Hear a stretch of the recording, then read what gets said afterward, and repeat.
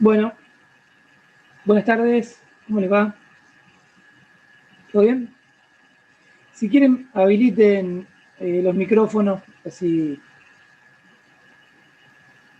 es más cómodo para todos. Veo que hay varios que no tienen la cámara encendida, si por favor la pueden encender.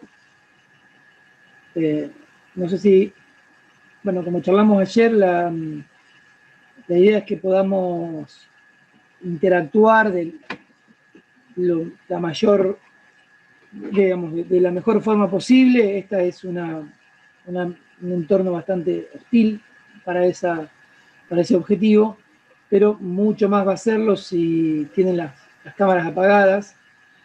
Así que les voy a pedir por favor que a todos y todas las enciendan, así los podemos ver, los puedo ver y conversar. Hola Vanessa, ahí te estoy viendo. Bueno, perdón, el día de ayer no estuvo presente Vanessa Vargas, que está aquí, así que aprovecho para saludarla. Ella va a participar como ayudante en la comisión también este año junto con el equipo que ustedes vieron ayer. Les voy a pedir por cuestión de... Hola, Vane. Por una cuestión de organización, estuvimos charlando hoy, que en el chat escriban todos su nombre y apellido y no sé si ya tienen asignada la subcomisión, y si no, no hay problema, solamente el nombre y apellido.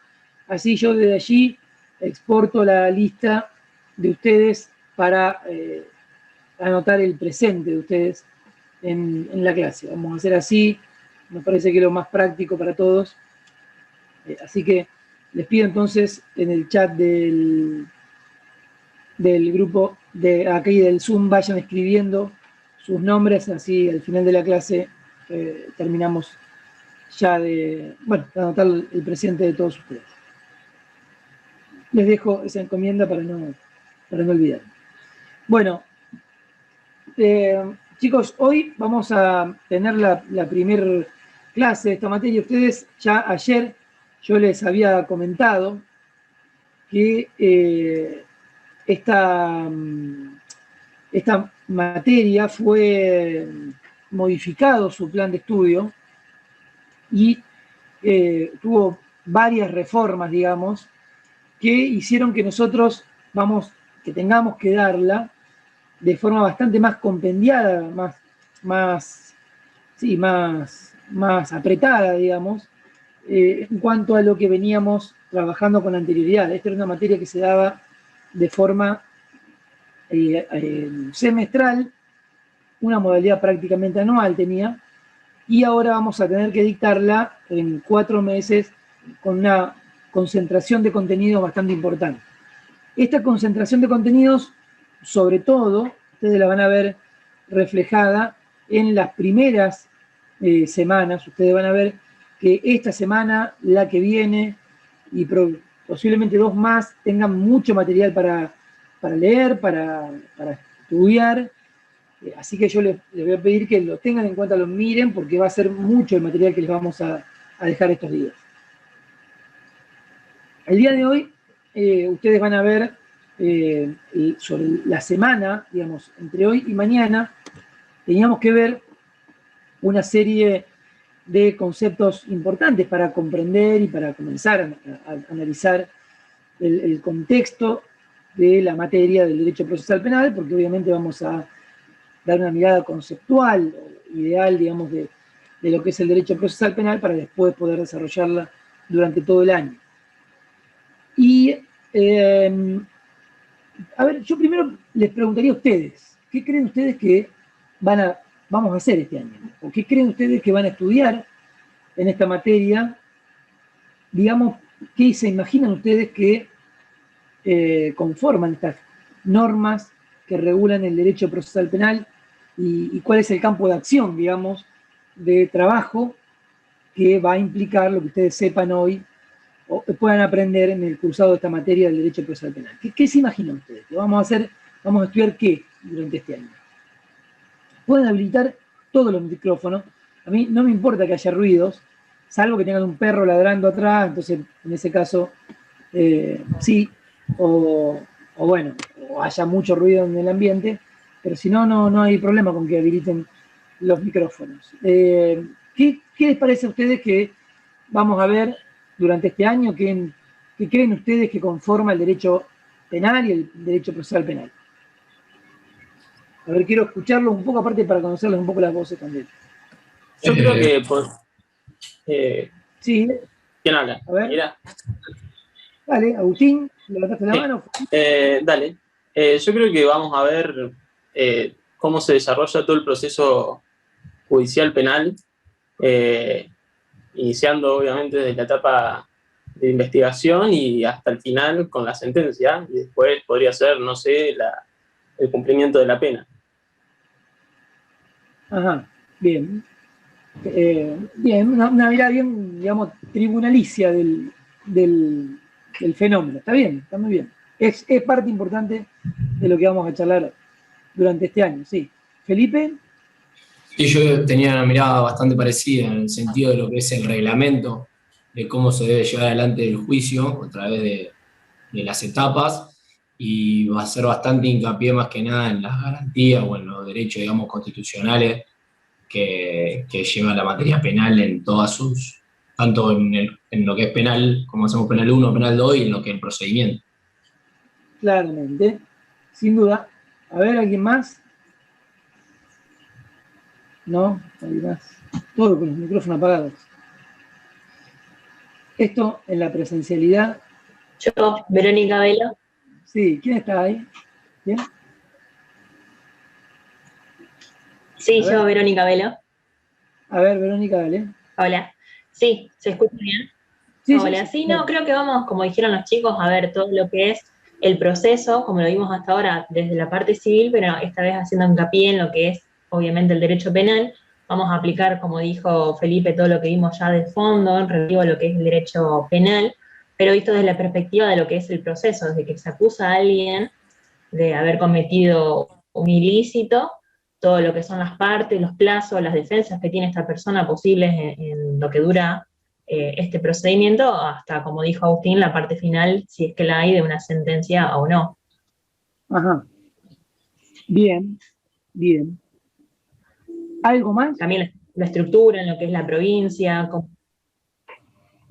También puede ser las garantías. Sí, como... respetar. Sí, a ver, Camila. Sí, los derechos y garantías de las partes que se tienen que respetar, que obviamente hacen a la esencia del proceso en sí, que nunca pueden dejarse de lado, obviamente. ¿Quiénes serían las partes en un proceso penal? La víctima y el actor. El autor del delito, perdón. Ajá. O el presunto. ¿Cómo? También otra parte, digamos, ahí Camila dijo la víctima y el imputado. También se me ocurriría el Ministerio Público. Los fiscales. Claro. Bien. Bueno, ¿algo más? A ver, ¿alguien más? ¿Y quién No más? tenía, perdón, si se escucha bien, por las dudas pregunto. Está bien.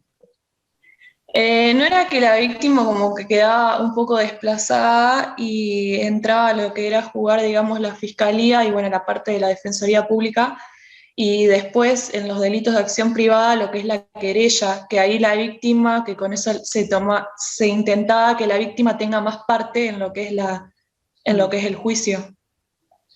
Sí, pero no está mal decir que la víctima aún, ya vamos a ver que para que la víctima adquiera el rol de parte en el proceso penal, tiene que revestir algún tipo de característica, su participación procesal, que la haga posible que tenga ese rol, pero no está mal decirlo, que al contrario, digamos, es una de las partes centrales y sobre el cual gira buena parte de la legislación procesal penal. Ahora, ustedes saben que el proceso penal ha sufrido una serie de reformas y hasta hace no mucho tiempo quienes eran víctimas de delitos no no solamente no podían ostentar el rol de parte, sino que la participación, valga la redundancia, que tenían en los procesos penales era bastante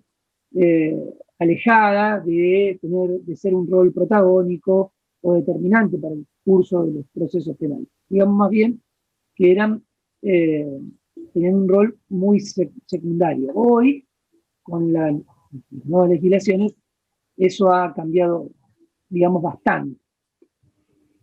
Pero en general ustedes, digamos que fueron sobre algunas cuestiones que sí, que claramente nosotros vamos a charlar en este cursado. Vamos a hablar sobre un fenómeno, un fenómeno del derecho que tiene una necesaria existencia en la medida que hay fundamentalmente dos tensiones, dos intereses políticos institucionales muy significativos. Por un lado, existe un interés del Estado en perseguir la comisión de los delitos. Y para esto, el Estado organiza una serie de recursos de distinta naturaleza, e incluso dispone una serie de normas que tienen por finalidad construir el ejercicio de un poder. Y un poder muy duro, probablemente sea el poder más significativo que tenga el Estado, que es el poder de perseguir delitos, de investigar, perseguir delitos y eventualmente aplicar penas. Esto, digamos, ustedes lo han visto en las definiciones más tradicionales en la materia, que configuran lo que se denomina el poder de punir. El poder de punir, a diferencia de otras ramas del derecho, no se realiza si no es a partir del proceso penal. Es decir, es imposible aplicar penas lícitas, porque ustedes saben que sí se pueden aplicar penas ilícitas, pero es imposible aplicar penas lícitas sin que se transite por un proceso penal. Fíjense, la forma de realización del derecho penal, ustedes estudiaron Derecho Penal 1 y Derecho Penal 2. La forma de realización de ese derecho necesariamente depende del proceso penal. El proceso penal es la manera en que se puede plasmar el ejercicio del poder punitivo. A diferencia de otras ramas del derecho civil, derecho comercial, no requiere de un proceso necesariamente. Uno puede aplicar el derecho procesal, el derecho civil, sin necesidad de acudir a un proceso civil. En cambio, un proceso penal es absolutamente necesario para poder realizar el derecho penal. Esto ha llevado a muchos autores a identificar al proceso penal con el segmento o como al derecho procesal penal como un segmento de la política criminal que tiene un determinado Estado.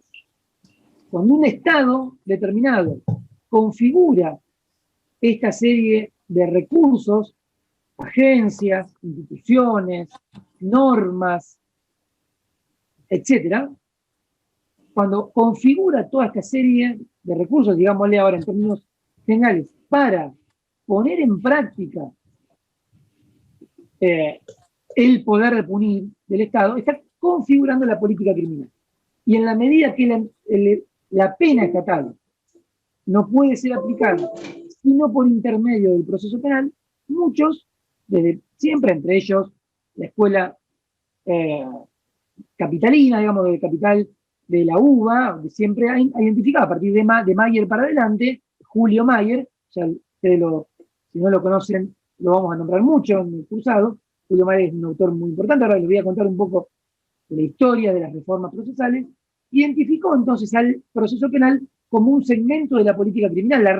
La forma de realización del derecho penal es el proceso penal. Por tanto, derecho penal y derecho procesal penal no pueden estar escindidas en términos conceptuales, porque en definitiva terminan siendo dos resortes del Estado de la misma naturaleza.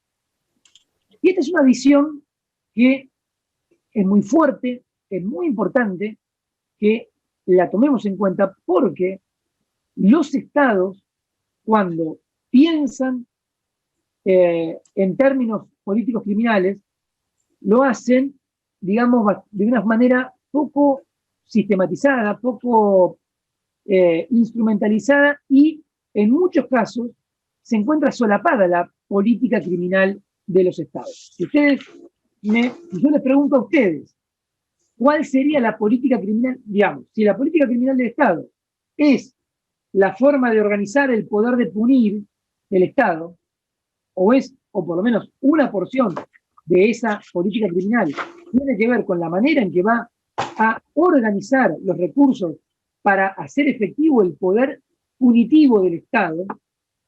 ¿Ustedes fueron a algunas cárceles alguna vez durante el cursado de la facultad? ¿Sí? ¿Vieron cómo está compuesta la población carcelaria? ¿Sí? ¿Qué les parece? ¿Y cómo organiza el Estado argentino la política criminal del Estado? Si ustedes me dijesen que la política educativa del Estado va a estar enfocada a darle clases solamente a los chicos ricos de los country de la ciudad de Rosario, ¿ustedes estarían de acuerdo con esa política educativa? No. Nadie discute mucho que la política criminal de los estados latinoamericanos y en el mundo entero venga siendo, hace 350 años más o menos, meter preso a los pobres. Después podemos discutir, ¿no? Voy a un argumento de barricada para poder exagerar la visión de lo que quiero explicar. No hay muchas discusiones. Si ustedes van a las cárceles, la verdad que podrían coincidir rápidamente conmigo que el poder de punir del Estado tiene una potencia fuertemente seleccionadora de una clientela penal que está muy marcada. Y si van a los juicios, o van a las audiencias en tribunales, muy probablemente vean muy claramente distinguidas las clases sociales, unas juzgando y otras siendo juzgadas en las salas de audiencia. Y nadie se rasga la vestidura demasiado con esta forma de ejercicio de la política criminal, de la configuración de la política criminal del Estado. Claro, por eso digo que a veces nosotros perdemos de vista que esta es una dimensión más de las políticas de los Estados. Me refiero de las proyecciones, de las prácticas políticas de los Estados. ¿Cómo se organiza la política criminal? Esto es todo un saber. Quien ha escrito mucho sobre esto es Alberto Binder. Nosotros lo vamos a leer mucho, Alberto, durante este cursado. Él identifica, él ha trabajado mucho en términos conceptuales sobre esto. Escribió un libro muy importante que se llama Análisis Político-Criminal, pero independientemente de ese libro, que es más duro respecto a la conformación de la política criminal, él dice muy claramente que hay dos dimensiones muy grandes de la política criminal. Una macro, que tiene que ver justamente con las delimitaciones generales de la organización del Estado de estos recursos para hacer efectivo el poder de punir, y una micro que tiene que ver con la organización de los recursos que tienen que ver con la gestión de los casos que se investiguen y los casos que se van a presentar ante un tribunal. Y esta es la que le corresponde al derecho procesal penal. El derecho procesal penal, en cuanto desarrolla los saberes de la configuración del proceso penal, se hace cargo de pensar cómo es que el Estado va a organizar sus recursos para perseguir casos penales, para aplicar poder punitivo en esos casos. Este es un gran sector del derecho procesal penal que identifica mucho al derecho procesal penal con la política criminal. Siguiendo estas ideas, Mayer diría a un derecho penal liberal, democrático, liberal no en el sentido económico latinoamericano, digamos, del término, no en el sentido ni ley del término, sino en un sentido liberal político. Liberal quiere decir protector de las garantías, respetuoso de la República. No, liberal en el sentido liberal político, digamos, del mundo occidental. A un derecho penal liberal le corresponde un proceso penal garantizador también que tenga que ver con esto, y entonces ese ejercicio del poder punitivo tendrá que ser en un contexto de un derecho penal de esta naturaleza contraselectivo.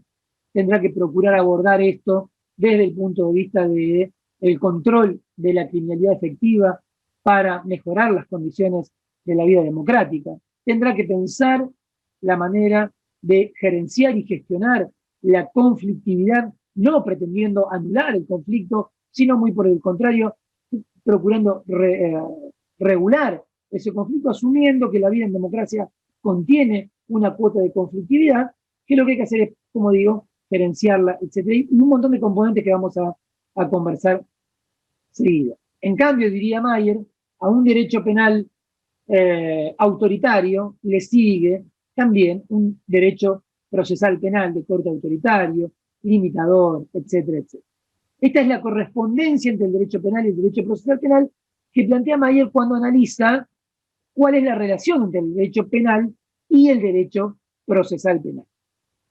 Pero, sin avanzar demasiado, sobre todo después podemos conversar un poco más, claramente aquí está identificado uno de los segmentos importantes y significativos del derecho procesal penal, que es ver de qué manera vamos a realizar esto. Y cuando van a ver que vamos a charlar mucho nosotros sobre esto, este es un segmento que a mí particularmente me importa mucho porque tiene que ver con cómo se configuran las agencias del Estado a cargo del ejercicio del poder de punir. Y aquí aparece fuertemente el Ministerio Público Fiscal, que es el Ministerio Público de Santa Fe, el Ministerio Público de la Acusación, que es quien ejerce la acción penal en un caso concreto.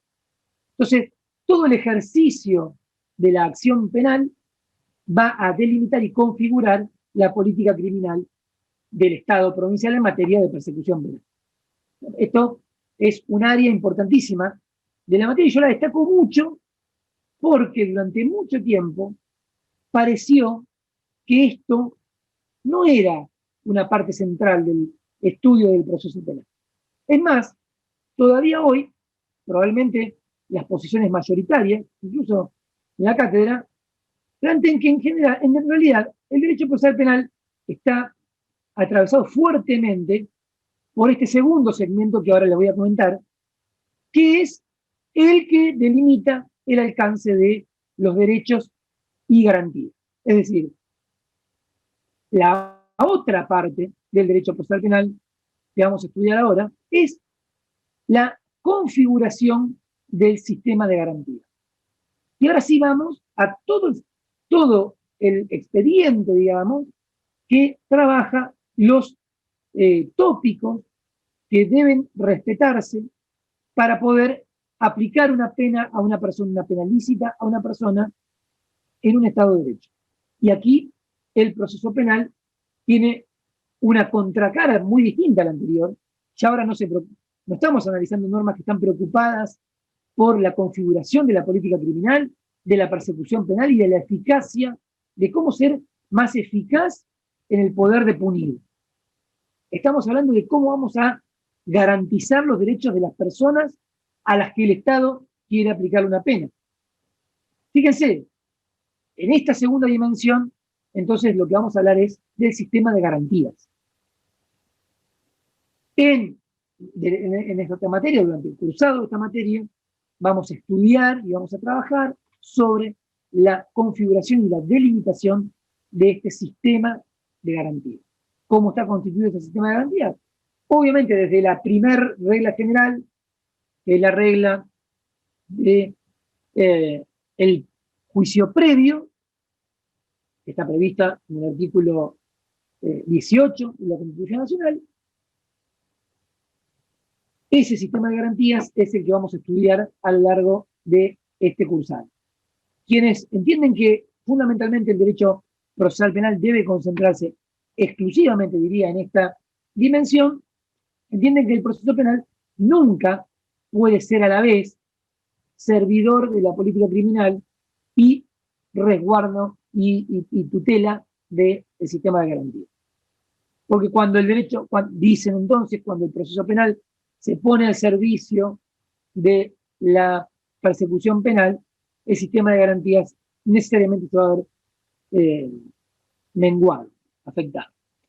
En ese sentido, ¿qué es lo que se ha trabajado en términos doctrinarios? Esto mucho en la escuela rosarina, sobre todo a partir de quien fuera titular de la cátedra, Héctor Superti, también Víctor Corbalán. Dicen, miren, la política criminal puede avanzar, el análisis político criminal puede avanzar hasta el momento en que se pone en práctica el ejercicio de la acción penal. Cuando un fiscal decide dirigir una acción penal contra una persona, ya en este momento dejamos de analizar este fenómeno procesal como un fenómeno que tiene que ver con la política criminal para pasar a pensar este problema desde el punto de vista del sistema de garantías. Dicen entonces, la política criminal llega hasta este momento. A partir de allí se da un nuevo fenómeno que es el fenómeno del proceso. Por eso, esta escuela adscribe a lo que se conoce como la teoría general del proceso. Ellos entienden que una vez que se plasma en la realidad el ejercicio de la acción, y ahora lo equiparan a cualquier tipo de proceso, entonces aquí comienza un fenómeno distinto, que es el del proceso, y esto genera que tiene que haber un tercero imparcial que intervenga para resolver ese conflicto, y la traba de ese conflicto en el ámbito, obviamente, institucional de un tribunal, implica que debemos abandonar la mirada político-criminal para ahora darle este tono tutelar a la rama del derecho penal. En general, ustedes van a ver el derecho procesal penal. Ustedes van a ver quienes de forma más significativa sostienen estas ideas, lo pueden leer en el libro el manual de Derecho Procesal Penal de Víctor Corbalán, el profesor de la cátedra, que ha escrito mucho sobre esto, y él fundamentalmente dice, miren, hay una... Si alguien quiere intervenir, intervengan, no hay problema. Porque a veces no los veo, no estoy seguro. Víctor Corbalán dice, miren, aquí hay un tema central que tiene que ver con la garantía del juicio previo. El juicio previo impone necesariamente que ante el ejercicio de la acción penal tenga que activarse un proceso. Y no hay otra forma de abordar esto que no sea de esa manera. ¿Cuándo se activa esta cláusula de juicio previo? Bueno, cuando efectivamente hay un conflicto. ¿Y cuándo ocurre un conflicto? Cuando a una petición de una parte hay una resistencia de la parte contraria. Eso constituye un conflicto y obliga a que intervenga un tribunal. Ustedes van a ver, ya vamos a charlar un poco más adelante, que es por eso que Víctor Corbalán entiende que los procedimientos abreviados, es decir, los acuerdos entre fiscales y defensores para acordar una pena y de esa forma resolver el caso, no afectan la garantía de juicio previo, porque justamente lo que dice Corbalán, con lo cual nosotros obviamente coincidimos, es que no está en juego, es que no se viola la garantía de juicio previo, porque por juicio debemos entender el razonamiento que se construye en una sentencia, y esto es lo que tiene que haber antes de una pena. A esa sentencia se puede llegar por intermedio de un proceso penal, porque hay controversias, o por intermedio de un acuerdo. Pero en cualquier caso, siempre va a estar resguardada la cláusula prevista en el artículo 18 de la Constitución, porque esta garantía está consagrada y se equipara a la noción de sentencia. Pero bueno, después vamos a ver un poco más cuando veamos abreviados y demás, vamos a charlar un poco más de todo. Estas son las dos grandes tensiones que hay en el derecho penal y en el derecho procesal penal, y sobre lo que vamos a charlar durante largo rato. Y durante mucho tiempo se pensó que estas dos tensiones que existían en el proceso penal, la mirada político-criminal del fenómeno procesal penal y la mirada desde el sistema de garantías, podían, digamos, el derecho procesal penal lo que tenía que hacer era generar una síntesis o, digamos, un acuerdo de normal funcionamiento de estas dos tensiones. Y la verdad que no siempre es así. Yo diría que más vale todo lo contrario. El proceso penal, el funcionamiento del sistema procesal penal funciona muy, muy por el contrario, por momentos en algunas circunstancias de tensión o de rispidez, digamos, no siempre querida, o no siendo probablemente lo más deseable. Pero lo que sí sucede muy habitualmente es que, en realidad, lo que ocurre, empiezan a haber una serie de relaciones entre estas dos tensiones que generan fenómenos de equilibrio, digamos, que dependen de los momentos históricos, políticos, institucionales de cada lugar para poder pensar, digamos, el alcance y la vigencia de este sistema de garantías en función de las estrategias de persecución penal. Si ustedes me preguntan hoy, el día de hoy, cómo es que se configuraba el sistema de garantías en el año 76, 77, 78 de la Argentina, cuando había gobiernos militares gobernando, probablemente yo les diría que esa tensión estaba francamente desdibujada hacia un avasallamiento del poder de punir, legal e ilegal, en ese caso, muy fuerte. Hoy probablemente tengamos una estabilidad mucho más importante en relación a la vigencia del sistema de garantías con este poder de punir. Pero ustedes van a ver que esa tensión se va a ver todo el tiempo aquí. Cuando ustedes van a una audiencia, les voy a pedir que vayan a ver audiencias, van a ver a un fiscal pidiendo una prisión preventiva o pidiendo una medida cautelar que le afecte a la propiedad, y a un defensor diciendo, miren, esto afecta a sus derechos y garantías, esto no puede seguir, no puede ser resuelto de esa forma. Esa es la tensión que todo el tiempo está presente en un litigio en naturaleza penal. Y está mal pensar que esa tensión va a poder ser eliminada o va a poder ser solapada. El sistema penal, el proceso penal, es el ámbito en donde, más que ocultar esas tensiones, lo que tiene que hacer es ponerlas en evidencia, ponerlas arriba de la mesa.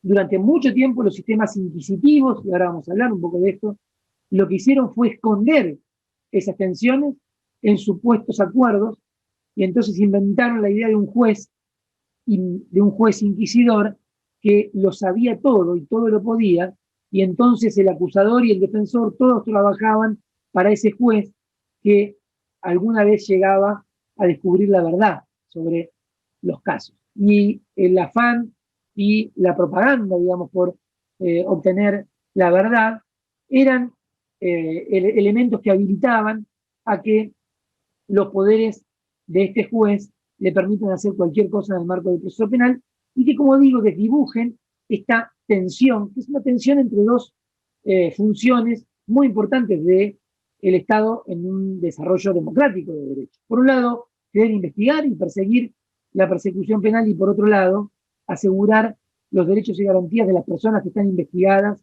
y que son objeto de persecución penal. Así que yo creo que hay que desterrar esta idea de que va a haber una amigable composición en el proceso penal entre estas dos tensiones. No la va a haber. Yo trabajo en el sistema penal y les puedo asegurar que no la hay. No me pongo de acuerdo con el abogado defensor respecto de cómo es que esto va a funcionar, sino que vamos a una audiencia, nosotros pedimos una cosa, los defensores piden otra, y los jueces resuelven un conflicto que es un conflicto claramente institucionalizado en función de las formas que regulan estas dos tensiones que están constantemente en pugna. Así que yo les diría que una primer cosa que ustedes tienen que pensar es que durante el cursado del derecho procesal penal vamos todo el tiempo a recalar en estas dos miradas. Esto no quiere decir que una excluya a la otra, para nada. Pero son dos miradas que están permanentemente en tensión. ¿Sí? Las normas que tienen que ver con realizar la investigación penal y las normas que tienen que ver con tutelar derechos y garantías. El problema metodológico y conceptual grandísimo que hay, es cuando empezamos a mezclar los análisis y las variables que tienen que ver con una u otro segmento. Ejemplo, cuando nosotros estudiamos el ejercicio de la acción penal, vamos a ver, estamos estudiando cómo el Estado, a través de las leyes, inviste a una persona, el fiscal, pero puede ser la víctima, representada por un abogado particular, me estoy refiriendo al querellante, cómo es que el Estado inviste a una persona para que pueda ir a ventilar en un proceso penal una pretensión punitiva. Eso es lo que estudiamos cuando estudiamos el ejercicio de la acción penal. No podemos, en ese ejercicio de la acción penal, traer el aparato normativo y conceptual del sistema de garantías para entender el proceso penal, para entender el ejercicio de la acción penal. Si yo quiero entender, ustedes ya lo vamos a ver más adelante, ustedes lo vieron en Penal 1, ustedes saben qué es la probation, qué es la suspensión de juicio a prueba. ¿Saben qué es? ¿Qué es la suspensión de juicio a prueba? A ver, cuéntenme ustedes. Una salida alternativa en el proceso, digamos, en delitos que tal vez no ameritan una pena privativa de libertad o la pena es menor, se recurre a esta vía para terminar el proceso de otra manera. Generalmente tenés que hacer trabajos comunitarios, eso. Bien, muy bien. A grosso modo, dicho. A grosso modo, muy bien. A grosso modo, efectivamente es eso. Esto está regulando una forma del ejercicio del poder de punir. El fiscal puede llevar adelante la acción penal y aplicar una pena en ese delito y decide, porque como bien decía Santiago, son casos menores o por las razones que el fiscal, el Ministerio Público esgrima, que en ese caso no va a aplicar una pena, decide suspender el juicio a prueba a cambio de medidas, vamos a ver después, pero medidas como las que explicaba Santiago. Esa es una decisión que claramente tiene que ver con qué. Están aplicando los derechos, tiene que ver con los derechos y garantías del imputado o con la forma del ejercicio del poder de punir. ¿Qué le parece a ustedes? No, con el ejercicio del poder de punir. Claramente. Porque el imputado no puede tener el derecho a que no se lo pene. Porque la suspensión de juicio a prueba culmina con un archivo por extinción de la acción penal. No hay un derecho a que no me penen. Yo tengo un derecho a un juicio, el artículo 18 de la Constitución Nacional. Si el Estado me quiere aplicar una pena, tengo el derecho al juicio. Y allí comienza toda la estructura del sistema de garantía que vamos a estudiar ahora. Cuando el Estado te quiere punir, te quiere aplicar una pena, todos nosotros tenemos un aparato conceptual, teórico, político, institucional, que está dispuesto para defender nuestros derechos y garantías. Esa defensa, diríamos en principio, después podríamos discutir un poco más el principio de última ratio, pero no alcanza a tener el derecho a que no me penen, no me apliquen la pena. No está en juego el sistema de garantías cuando hablamos, por ejemplo, de la suspensión de juicio a prueba. Está en juego la manera en que el Estado ejerce la pretensión de perseguir y penar. Ustedes me dirán, ¿lo puede ejercer discrecionalmente como quiera? Claro que no. Si en el ejercicio afecta a la igualdad, si viola determinadas normas que ordenan la manera en que va a disponerse el ejercicio de ese poder punitivo, obviamente todas estas son razones para impedir eventualmente que un fiscal avance en una investigación donde lo haga o lo haga de la forma o para discutir, digamos, en el ámbito de una suspensión de juicio a prueba, ya lo vamos a ver. Pero claramente cuando hablamos de la acción penal estamos hablando de esta dimensión político-criminal, que tiene que ver con esto, tiene que ver con cómo el Estado organiza sus recursos para aplicar el poder de punir, y entonces decide, en este caso, no quiero punir, porque pienso que hay un conflicto que lo puedo abordar de una manera distinta, menos lesiva para los intereses de las partes, y entonces voy, y más provechosa para la vida en democracia y en una república, entonces pretendo usar un método menos aflictivo que la pena para abordar este conflicto, ¿no? Pero claramente es una mirada. Le hago una consulta. Sí. ¿Cuál es la naturaleza? Verónica, sí. Verónica. ¿Cuál es la naturaleza jurídica de la probation entonces? A ver, si por naturaleza jurídica vos me estás preguntando a qué área del derecho, en dónde la encasillamos, la probation es una de las formas del ejercicio de la acción penal. Se la entiende como lo que se conocen salidas alternativas al proceso penal, es una medida que se toma en el marco de un proceso penal para obtener una solución al conflicto diversa a la del juicio.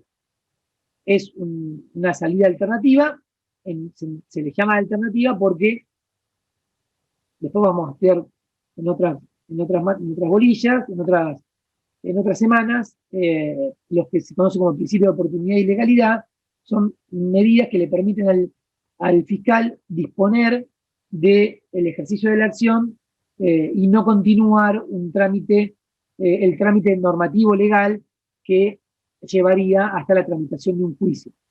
Después vamos a charlar un poco más sobre cuáles son los alcances de este principio de oportunidad, cómo puede ser ejercido, si efectivamente la probation es parte, es un segmento de los principios de oportunidad. De hecho, no está previsto como un principio de oportunidad en nuestro código, pero bueno, por eso todo eso lo vamos a conversar. Pero para que les quede la idea, solamente ahora la suspensión de juicio a prueba es una forma del ejercicio de la acción penal, una forma diversa del ejercicio de la acción penal.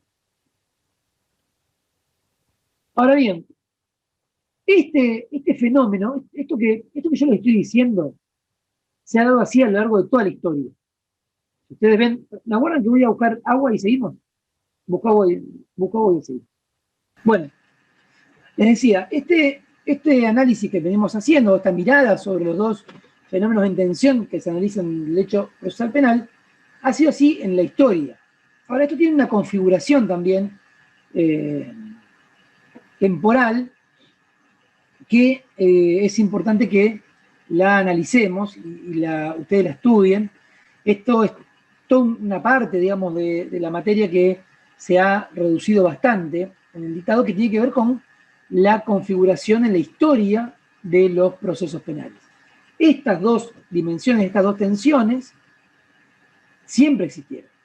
Lo cierto es que la configuración práctica de esas dos tensiones en el proceso penal ha sido muy dispar a lo largo de la historia de los procesos penales. Ustedes conocen, ya lo han visto, que hay lo han visto en derecho procesal civil, hay una clásica distinción a la hora de diferenciar los sistemas procesales penales. Por sistemas procesales penales se ha pretendido indicar un aparato conceptual que tiene por objetivo reflejar cuáles han sido las formas de la configuración del fenómeno procesal penal a lo largo de la historia y en distintos lugares en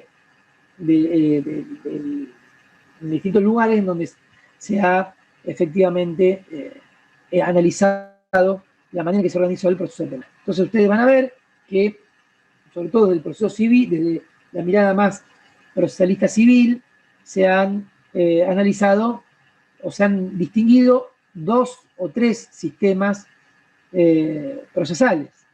¿Cuáles son esos sistemas? El tema de lo visto en procesal civil. ¿Cómo se distingue? El acusatorio y el inquisitivo. Exacto. sistema acusatorio, un sistema inquisitivo y un tercer sistema que sería el... ¿Cuál sería el tercero? El mixto, una Mixto. mezcla entre los dos. Bien. Claro. Esto todavía hoy la nomenclatura, digamos, el uso de esta terminología, acusatorio, inquisitivo, creo yo que todavía tiene alguna utilidad práctica. Hay varios autores que critican mucho esta diferenciación porque dicen que no explica en realidad las tensiones que representan cada una de estas diferenciaciones. Pero bueno, lo cierto es que todavía nos sirve para explicar un poco digo, porque hay otras explicaciones que tendríamos que dar de cómo se ha configurado este proceso penal en el tiempo y en el espacio, digamos, de los sistemas procesales americanos y en otros lugares también. Fundamentalmente ustedes lo que van a ver, dos palabras sobre lo que sobre lo que vieron en procesal civil, es que hay una identificación de un sistema que se le llama acusatorio, en donde está caracterizado porque en estos sistemas acusatorios existe un juez que resuelve libremente y de forma imparcial la petición de una de las partes y que la otra parte también participa en la toma de esa decisión. Estos son procesos en donde la persona imputada comienza, digamos, o es identificada esa sindicación como que cometió un delito, es tratada como un verdadero sujeto de derecho. Esta persona es un sujeto al cual le asisten una serie de derechos y garantías que los jueces deben hacer respetar, y a su vez una defensa que trabaja a partir de la consagración práctica y concreta de estos derechos de las personas que son investigadas. Por otra parte, en este sistema, en general, se dicen los sistemas acusatorios, se los asocia con los sistemas acusatorios clásicos, que tienen que ver con los juicios por jurados, ya todos vamos a charlar mucho de jurados, de juicio por jurados. En estos sistemas de juicio por jurados, entonces, se asocia mucho a los sistemas acusatorios con los juicios orales. Entonces, para pensar un modelo acusatorio, necesariamente tiene que haber un juicio oral y público, en donde un jurado pueda dictar sus veredictos. Y como contracara de esta configuración, contamos con los sistemas inquisitivos. ¿Cuáles son estos sistemas inquisitivos? Son sistemas que están identificados y caracterizados por una confusión, o confusión me refiero a conjunción, si quieren, conjunción de funciones en una misma persona o en un mismo funcionario. ¿Cuál es clásicamente el del juez de instrucción? Es decir, la idea de juez de instrucción, el juez que investiga la comisión de delitos y que además juzga y es garante de las vigencias, de las garantías de esa persona. De nuevo, esas dos tensiones que habíamos hablado al comienzo.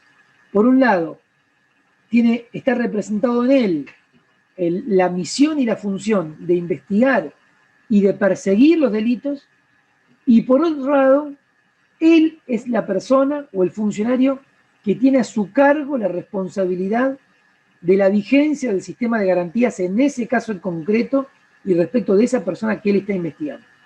Esa es la idea general de lo que ha configurado a la figura del juez de instrucción. Es decir, un juez que tiene en sus manos el manejo de estas dos tensiones fundamentales que definen al proceso penal. En general, los sistemas inquisitoriales, los sistemas inquisitivos, se los ha asociado con con trámites fuertemente burocratizados, escriturarios, en donde las partes tienen un contacto mediatizado con las personas que van a tomar la decisión. En general, ustedes van a ver que hay una fuerte delegación de funciones. Bueno, todo esto es lo que configura a los sistemas inquisitoriales. Cuidado que, por ejemplo, los sistemas inquisitivos de la Edad Media, muchos de los juicios eran orales también, ¿no? O sea, la oralidad, aquí hay una discusión sobre a qué sistema en abstracto uno puede asignarlo. Ahora, esta es la clásica distinción entre sistemas acusatorios e inquisitivos, que ustedes pudieron haber visto, supongo, en el derecho procesal civil, cuando estudiaron derecho procesal civil, y luego, agrego, para terminar con este punto, hay un tercer modelo de sistema procesal que es lo que se llama el sistema mixto. Para nosotros mal llamado sistema mixto, porque en realidad no es más que un modelo inquisitivo con algunas reformas, fue el que se dio en llamar el sistema procesal que emerge a partir o post Revolución Francesa, cuando se instauran modelos procesales en donde, por un lado, la investigación de los casos se llevaba a cabo de forma escrita y los juicios en forma oral. Entonces, esta distinción dio como nacimiento, digamos, a los modelos mixtos. Ahora bien, entre nosotros, me refiero, digamos, en América Latina, la manera en que históricamente se han configurado los procesos penales, vale la pena que la pensemos y la estudiemos, la analicemos. Yo les dejé, no sé si les llegó, un texto muy importante, léanlo, y les pido que lo estudien, que lo escribió Máximo Langer, se llama La revolución del proceso penal latinoamericano, una mirada de la periferia, creo que es un título así. Si no, pongan Máximo Langer, Revolución, Proceso Penal en el Google y lo van a encontrar. En este artículo, que nosotros lo usamos mucho para estudiar el proceso penal, la configuración del proceso penal y la mirada más histórica del proceso penal, Langer analiza un poco cómo han sido los avatares del proceso de reforma. Y cuando les menciono el proceso de reformas, es fundamental que ustedes tengan en cuenta que en Santa Fe, al día de hoy, estamos atravesando todo una nueva forma de configurar y de organizar el sistema procesal penal, que es justamente a partir de la reforma procesal penal. En Santa Fe, en el año 2007, se reforma el Código Procesal Penal. Estaba saliendo la gestión gobernante del ingeniero Obey e ingresaba la gestión del doctor Ernest Wiener, y cuando estaba terminando esa gestión se sanciona el Código Procesal Penal que ustedes van a estudiar ahora, que es el que está reglamentado en la ley 12.734, que es el que tienen que tener, como digo, con varias reformas. Este código en Santa Fe llegó a Santa Fe probablemente en última instancia, o probablemente no, fuimos la última provincia de Argentina en contar con un código procesal penal que de alguna manera podemos discutir los alcances en algunos aspectos de algunas normas, pero claramente plasma un modelo procesal penal que se compadece con los sistemas acusatorios, orales, dispositivos, etc. Y les decía que fuimos los últimos en incorporarnos a esta ola de reformas, porque en Argentina y en América Latina las reformas procesales tienen una historia. Y es imposible que nosotros entendamos. Porque es muy importante que sepamos historia en todos los aspectos, porque entender lo que nos pasó, o conocer y saber lo que nos pasó, nos ayuda a entender lo que tenemos. Es imposible que nosotros pensemos y podamos comprender el alcance del proceso penal hoy, de este proceso penal, sin que conozcamos y entendamos cómo fueron los avatares para que hoy terminemos con este tipo de proceso penal, porque por otra parte la reforma procesal penal o el programa de reforma procesal penal ha sido un programa que de alguna manera también fue refundador de toda una manera del ejercicio del poder en las democracias modernas. Yo tengo para mí que la reforma procesal penal ha sido la política pública más fuerte que ha tenido en materia de progreso de derechos de las personas que han tenido los estados latinoamericanos después de las dictaduras militares para acá. Después de los 80, en América Latina hubo un movimiento de reforma muy grande por democratizar en general el Estado y particularmente el sistema de justicia. Yo creo que como se ha avanzado en materia del sistema de justicia, probablemente no se ha logrado avanzar en otras áreas, con la salvedad de la jurisdicción federal y particularmente de la capital federal, pero de la jurisdicción federal en todo el país. La jurisdicción federal de capital y en gran medida también del resto del país todavía funciona bajo cánones decimonónicos y en algunos casos bastante poco presentables. Si ustedes ven, si siguen las noticias y ven cómo ha construido poder, Comodoro Pi, en los sótanos de la democracia, que en tantos lugares ya se ha mencionado, una forma de construir poder muy lejos de las que imponen las democracias modernas. Entonces, todavía hoy el sistema federal tiene grandísimas deudas en materia de avance en los procesos de reforma. Pero diría que en el resto del país las reformas procesales han avanzado mucho y de forma muy contundente. Profe, ¿puede ser que la reforma acá en Santa Fe se dio después de un caso Fraticelli, algo así? Fue que explotó eso como si se generó una tensión y se dio el cambio. Sí. Ahora vamos a charlar. Fraticelli. ¿Saben quién era Fraticelli? Sí, ¿no era un juez? Un juez de Rufino. ¿Y qué pasó? Y no se sabe qué pasó con la hija. Encontraron a la hija muerta en la casa y no se sabe si fue un robo, un asesinato, un suicidio. Estaba ahí. A ver, ya que Ignacio abrió el tema, vamos con esto.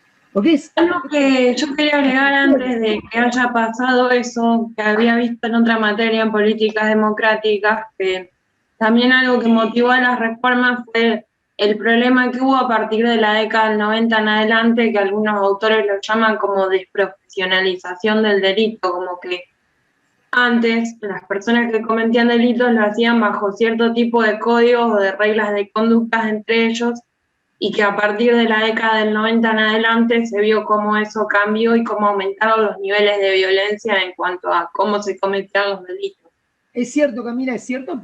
Esa es una de las variables de la discusión de la reforma, pero diría más general. Ignacio creo que se refería más concretamente a la provincia de Santa Fe. Yo por eso les preguntaba si... La hija no tenía problema, no sé si tenía algún retraso mental o algo, y apareció muerto una noche, que el padre no estaba la madre nada más, supuestamente el juez Fraticelli estaba no sé si se decía que con un amante o algo, la cuestión es que la autopsia tampoco era como muy clara.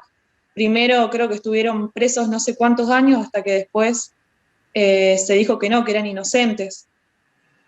Pero no se sabía si había sido con pastillas, si había sido ahorcada, con la bolsa de nylon. También había como mucha opinión pública sobre si ellos escondían o no a la hija. Fue un caso Y creo muy que, impresionante. creo que en realidad queda libre además porque el tribunal no se puso de acuerdo, digamos, como que había muchas dudas. Puede ser como que una parte del tribunal decía que había sido asesinato, otro suicidio. No, creo que algo escuché de eso. Bueno, igual yo les pido que esto es su historia, es la historia nuestra, así que es muy importante que ustedes lo conozcan. Fue el fallo que determinó o que precipitó la reforma procesal penal en Santa Fe, porque la causa llegó a la Corte y la Corte anuló los fallos porque entendió que el sistema procesal penal santafesino violaba garantías básicas de los imputados y fundamentalmente la imparcialidad de los tribunales, de los jueces, y entonces no era un proceso penal que pueda ser, digamos, habilitado según Constitución. Eso motivó que se desencadene el proceso de reformas en la justicia penal de la provincia de Santa Fe. Después vamos a charlar un poco más concretamente cómo llegamos hasta aquí, porque había ya antecedentes sobre esto.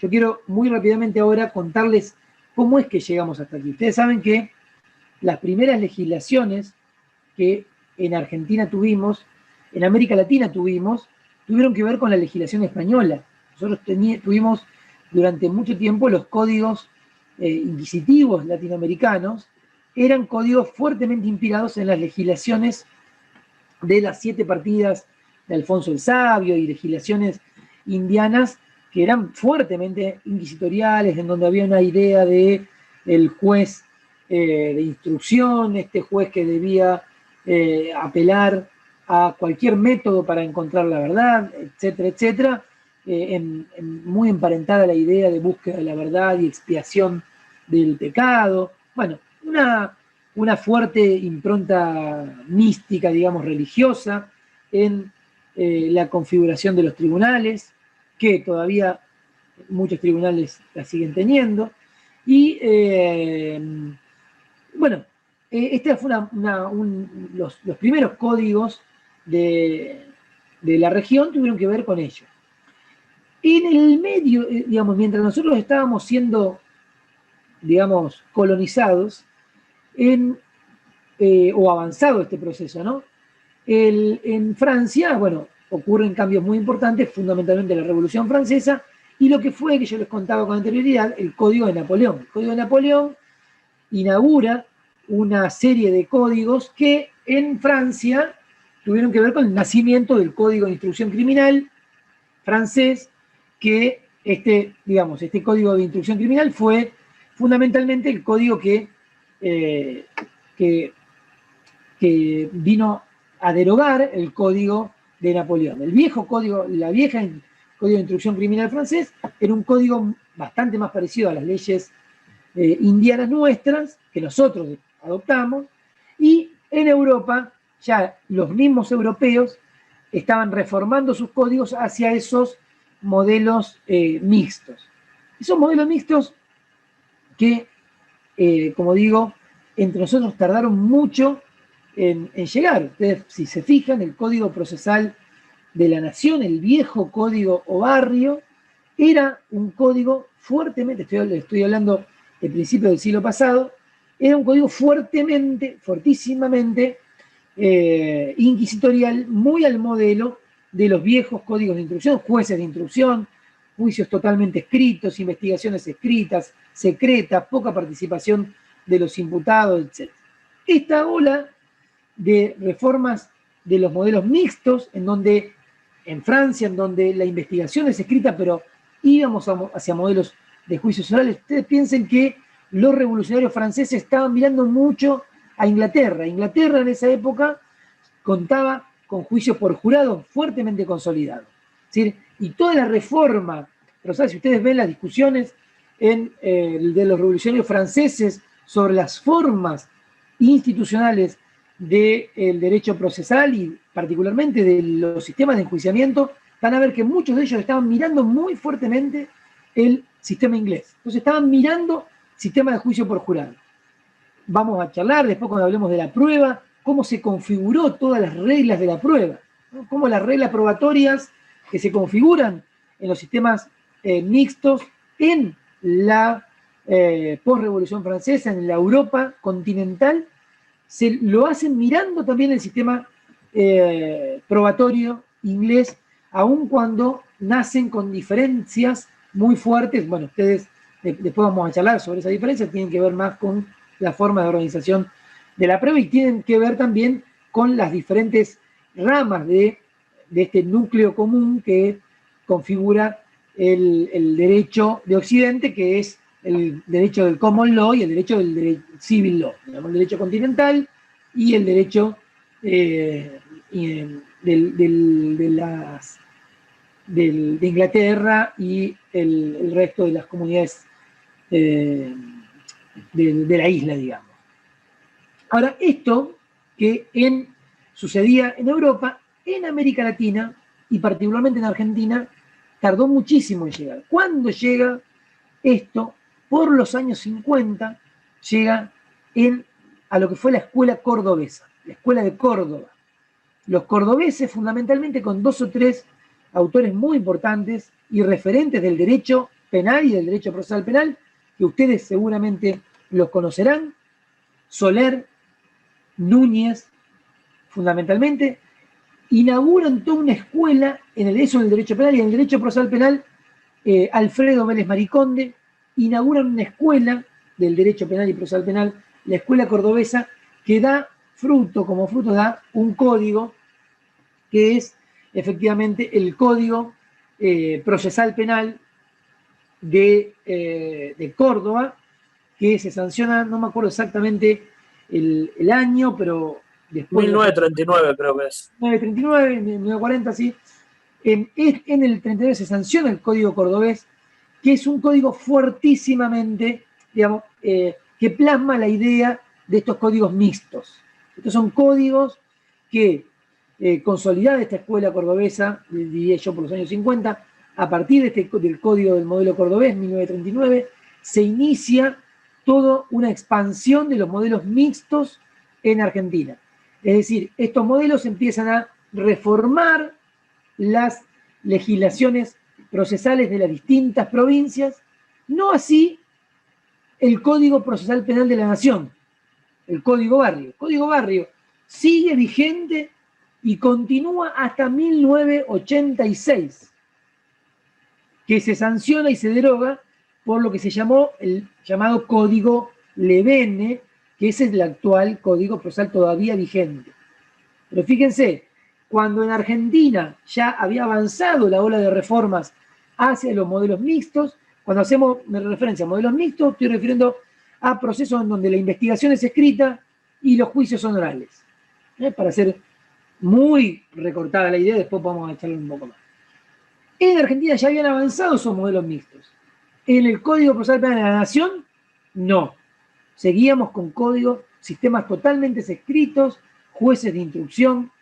La etapa de juicio justamente seguía siendo escrita, no se hacían juicios orales, investigaban los jueces de instrucción. Córdoba incluso da un paso más luego cuando entrega después la investigación de los fiscales, después vamos a ver eso. Pero digo, toda esta primera etapa, digamos, de configuración del progreso, del avance de la reforma procesal penal de Argentina, no estuvo ni por mucho menos, ni lo está al día de hoy, liderada por el proceso penal federal. El proceso penal federal sigue todavía anclado en la vieja práctica, sigue en esta materia y en la historia del proceso penal, ustedes lo pueden ver claramente porque cuando las provincias ya empezaban a implementar códigos mixtos, el Código Procesal Penal de la Nación y Santa Fe también, digámoslo, seguíamos con códigos totalmente escriturarios. En el año, como hito significativo, hay que poner el año 1986 en materia procesal penal de la Nación. ¿Por qué este es un hito significativo? En el año 86 se deroga el Código Barré, se sanciona el Código Procesal Penal de la Nación, como digo, actualmente vigente, que ya está derogado por otro código que todavía no se está implementando, que es el código que se sancionó en el año 2016, 2015, 2016, y que está ahora en vacatio legis, y que es el que próximamente va a implementarse.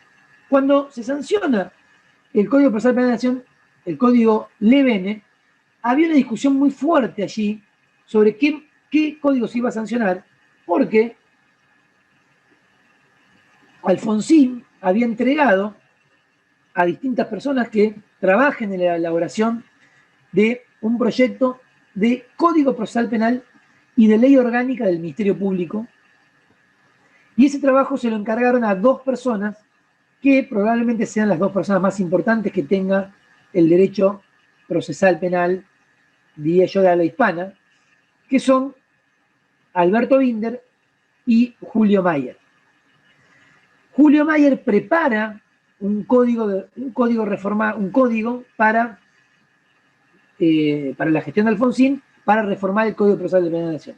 Esa era, sin duda, un código muy importante. Es más, es el código que 2 años después termina siendo el Código Modelo para Iberoamérica, que se sanciona, lo sanciona una entidad no gubernamental, en donde se acuerda un código modelo para Iberoamérica, un código muy importante, como proyecto normativo para otras provincias. Si bien no se sancionó el Código Mayer, fue tan importante la discusión y tanto significó en términos de progreso esa discusión, que luego ese Código Mayer y la discusión sobre la Ley Orgánica del Ministerio Público de la Nación, que le habían encomendado a él y a Binder, sirvió para que otras provincias ahora sí avancen hacia esos modelos. Ese código ya tenía, por ejemplo, la entrega de la investigación de los fiscales. Ya no investigaba más un juez. La investigación la llevaban un fiscal y una persona se defendía. Y el juez, durante la audiencia, resolvía los conflictos, durante la investigación, resolvía los conflictos que surgían a partir de la investigación que llevaba a cabo un fiscal, no un juez. Este modelo es el que después se exporta a las provincias y aparecen sí el Código de Córdoba reformado del 91, Código de Mendoza, Código de Tucumán, etcétera, de Santiago del Estero, en donde empiezan a modificar, en donde insertan la investigación a cargo de los fiscales. Entonces, fíjense, provincia de Buenos Aires, ciudad de la Nación, había reformado su Código Procesal Penal y en la reforma se plasma, en el año 86 se plasma lo que fue el Código Levene, que era un código mixto. Era un código al estilo de los mixtos de la post-revolución francesa. Esto llevó a decir que este código, un viejo artículo de Daniel Pastor, que este Código Procesal Penal de la Nación nació 2 veces viejo y caduco, porque cuando la Nación sancionaba en el 86 este código, que todavía tenemos vigentes, ya estaba derogado, ya había sido modificado por quienes efectivamente lo habían creado, que eran los propios europeos que ya habían avanzado hacia modelos acusatorios, en muchos casos donde investigaban los fiscales. Entonces, esa fue una discusión, como digo, que si bien dificultó mucho el progreso de la reforma procesal penal en la capital, en el sistema federal, aún así sirvió para que muchas provincias avancen hacia otra ola de reforma que tuvo que ver con entregar las investigaciones a los fiscales. Digamos que entrados luego los años 2000, comienza una tercera ola importante de reformas, en donde ya no solamente quienes investigaban debían ser los fiscales, y entonces así se configura claramente la división en la investigación entre la potestad investigadora y quien debía resolver los conflictos de garantías. Ya no iba a ser más un juez de instrucción quien tiene a cargo esta responsabilidad, sino que tiene que ser un imputado, un fiscal investigando y un juez imparcial que resuelva la controversia. Se separan estas funciones requirentes y juzgadoras en la fase de investigación, pero además de eso se agrega una variable novedosa que es el litigio en el marco de audiencias orales y públicas. Las olas de reforma finales lo que consagraron son sistemas por audiencias. Hoy las reformas y Santa Fe es una de estos sistemas. Tenemos estos sistemas, consagramos sistemas por audiencias en donde todas las peticiones que formulan los fiscales y que afectan derechos de las personas porque se oponen a ellas, todas estas peticiones deben ser resueltas en el marco de audiencias orales y públicas. Esto generó una nueva revolución dentro del proceso penal, que es toda una preocupación nueva que tuvo que ver con la gestión de los tribunales.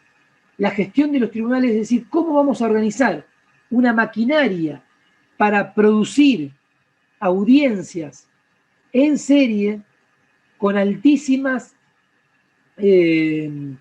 cantidades de audiencias. Ustedes fíjense que en Rosario hay 4.000, 5.000 audiencias por año en los tribunales de Rosario. Lo que ellos demandan en términos de organización, de disposición de recursos, etcétera, todo eso generó toda una revolución dentro de la organización de los procesos penales que tuvo que ver con un vuelco, digamos, hacia la oralidad, para decirlo rápidamente y haciendo un recorte muy grande del significante, digamos, que tiene que ver con estos nuevos procesos de reforma. Esta es una fase, digamos, una forma de organizar o de pensar la manera en que se configuró el proceso penal en nuestro tiempo. Esta manera de configuración del proceso penal, obviamente podemos charlar mucho más, yo les pido que lo lean al artículo de Maximiliano Langer, es muy interesante. Ha sido llevado a cabo por personas de carne y hueso que durante mucho tiempo han militado y han trabajado para consolidar estos modelos de reforma. Los discursos legitimantes de los modelos de reforma, bueno, Verónica decía, creo que Verónica decía en algún momento, uno de los aspectos ha sido claramente la sofisticación de la criminalidad. Hoy los crímenes no son los de hace 50, 60 años, y quienes los cometen no son los mismos de hace 50, 60 años. Y entonces debemos renovar ese aparato de investigación que decíamos, ese segmento de la política criminal que tiene que ver con la configuración de la organización de los casos, debemos renovarlo para hacernos cargo de esta nueva criminalidad. Y vaya si tenemos menuda tarea en esto y cuánta demanda en la sociedad en ese sentido de modernización de los sistemas de investigación penal y de persecución penal para hacer más eficaces la tarea de perseguir. Pero también la reforma procesal penal tuvo que ver con deudas muy importantes que tiene el sistema democrático a la hora del trato que ha tenido con las personas que están sometidas a investigación penal. Y para poner un ejemplo de lo más significativo es la manera en que se han hecho uso y abuso de una medida cautelar como es la prisión preventiva. Nosotros, probablemente las cárceles argentinas, más del 60-70% de los presos que están en las cárceles están en prisión preventiva. Eso quiere decir que están presos sin tener una sentencia de condena que los declare como tal. Esta es una medida que por naturaleza debe ser cautelar, debe estar dispuesta para resguardar los fines del proceso penal y no como un castigo, no como pena.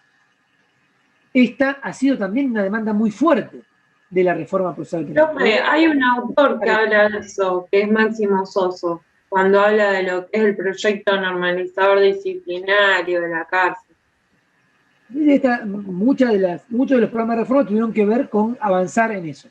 Y por otro segmento muy importante ha sido reposicionar a las víctimas de los delitos. Durante mucho tiempo las víctimas de los delitos han sido absolutamente olvidadas en el proceso penal, han sido sin lugar a dudas convidadas de piedra sobre esto, y entonces claramente aquí hay un impacto, digamos, muy fuerte sobre la configuración de los procesos penales que permite hacerse cargo de esas víctimas. Y en este proceso de revisar la organización y el gerenciamiento de los sistemas penales para hacerse cargo de una demanda fuerte de víctimas de delitos, creo que hoy debemos poner a la problemática de género como, diría yo, uno de los últimos y más importantes, de las más importantes interpelaciones al sistema penal. Yo creo que hoy las problemáticas de género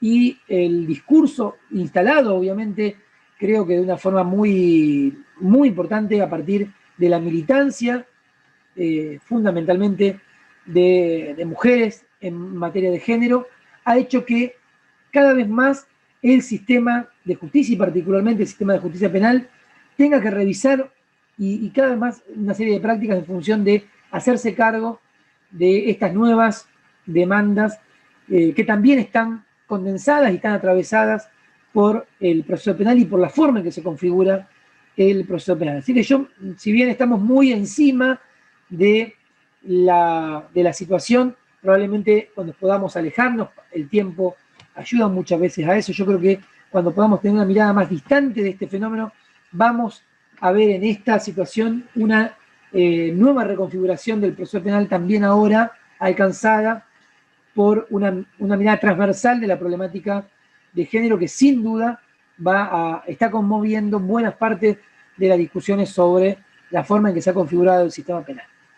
Lo cierto es que, en definitiva, todo esto es lo que está en juego en el sistema penal. No vamos a hablar solamente de normas, aparte a mí me gusta, yo no soy una persona que vengo a hablar, a leerles un código ni a comentarles el artículo de un código. Para eso hay un montón de códigos comentados, pueden comprarlos, sacarle fotocopia, mirarlos. A mí me gustaría que ustedes tengan una mirada de el proceso penal desde una mirada más bien interpelando a las normas, comprendiendo que las normas son el fruto de discusiones políticas, que en esas discusiones políticas hay intereses en pugna, que en el proceso penal esos intereses en pugna están y a flor de piel, ojalá los podamos ver, no creamos que un caso que se configura en el proceso penal se configura porque naturalmente se dio, ojalá entendamos que el ejercicio del poder de punir tiene también que ver con la forma de decidir cómo se organiza y se planifica una política criminal. Bueno, todo eso está en juego cuando estudiamos esto. Y a lo largo de la historia, si ustedes estudian la historia del proceso penal, van a ver esto. Van a ver que el proceso penal tuvo distintas maneras de configurarse, espacial y temporalmente, y ha tenido que ver con esto, cómo ha sido esta puja de intereses que se manifiestan y se ponen en manifiesto en un proceso penal. La idea entonces es que podamos estudiar esto. Yo creo que tenían subido el material en el Classroom, por lo menos lo he visto.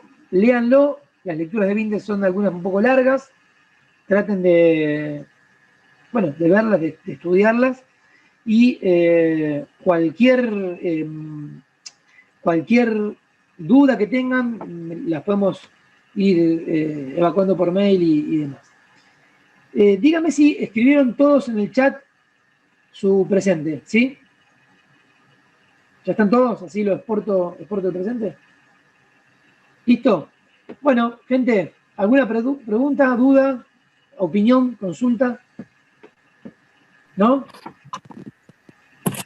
Profesor, recién yo llegué tarde y recién lo puse en mi presente. ¿Cómo? Perdón. Que recién puse mi presente, yo no lo había puesto. Yo también me pasó lo mismo, me conecté más tarde. Bueno. Pensando que la clase era 5:30 y me ven que arrancó 5:20. Está bien, no hay problema. Bueno, listo. Nos veremos el martes. Chao, profe, gracias. Chao, hasta luego. Chao, hasta luego. Gracias. Gracias. Chao, hasta luego.